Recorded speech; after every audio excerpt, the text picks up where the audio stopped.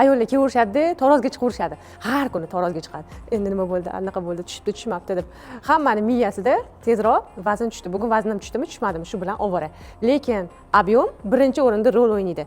Vazn ketgani yaxshimi, ob'yom ketgani yaxshimi degan savolning javobi birinchi o'rinda ob'yom ketgani yaxshi.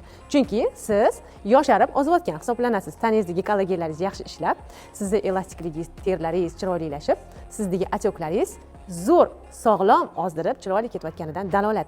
Chunki ko'pchilik tez ozib qoladi-da, ob'yom ketmaydi, osilib qoladi. Shuning uchun ob'yom vesdan oldin tezroq ketgani ma'qul. O'shanda siz tarin, jo'nочка bo'lib ozasiz. Даже qiltiriq ayollarda ham ob'yom bo'ladi. Ob'yom bu terini osilib qolganligi, ajinga moyil bo'lib qolganligi.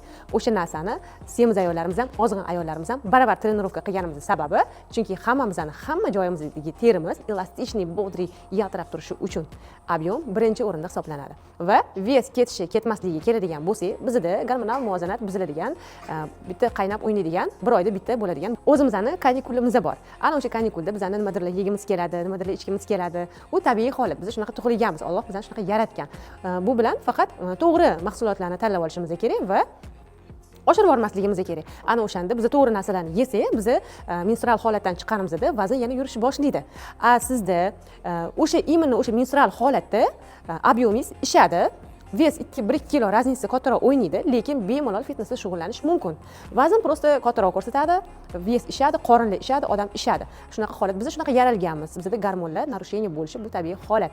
O'shaning uchun to'g'ri ovqatlanishni tanlab tursanglar, menstrual holatdan keyin yana vazn yurib ketadi. Agar siz sutli mahsulotlarni, xamirlarni ko'paytirib tashlasangiz, ana o'shanda vazn to'xtashi bo'ladi. Unda nima qilish kerak? Mas'uliyatni yana o'z bo'yningizga olgan holatda darsi shug'ullanish kerak va 3-4 kun ichida nima yegan bo'lsangiz, ana o'shanga kelib chiqqan holatda sizga organizm tozalash beriladi va siz yana chiroyli vazn tashlashda davom etasiz. Agar siz o'zingizda bo'lgan narsani to'g'risini etsangiz, to'g'ri tashxis qo'yiladi. Agar siz aldasangiz, nima yeyotganingizni bilmasangiz, nima ichayotganingiz esdan chiqib qolsa yoki noto'g'ri etsangiz, ma'lumot bersangiz, trener ham noto'g'ri ma'lumot berishga majbur bo'ladi. Chunki u sizdagi to'g'ri tashxisga qarab to'g'ri yo'nalishni ko'rsatadi.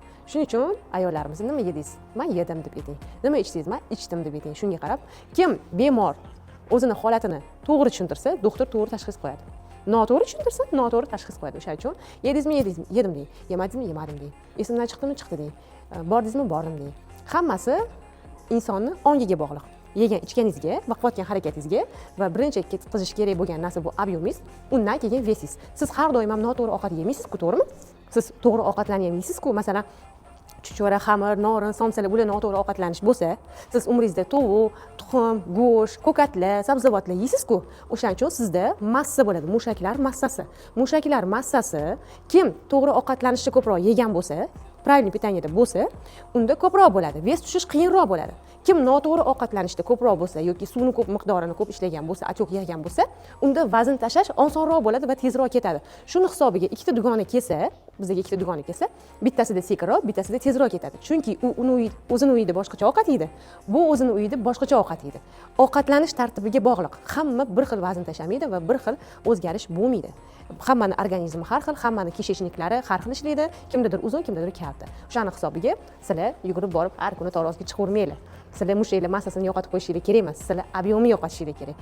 Не обязательно bo'yiga kilosi to'g'ri kelishi. Eng to'g'ri yo'nalish bu korreksiya figura, sog'lom bo'lish, ichlari to'g'ri, toza, ozoda bo'lish va jonona bo'lish. Unutmanglar. Tarozga chiqavermanglar hadeb.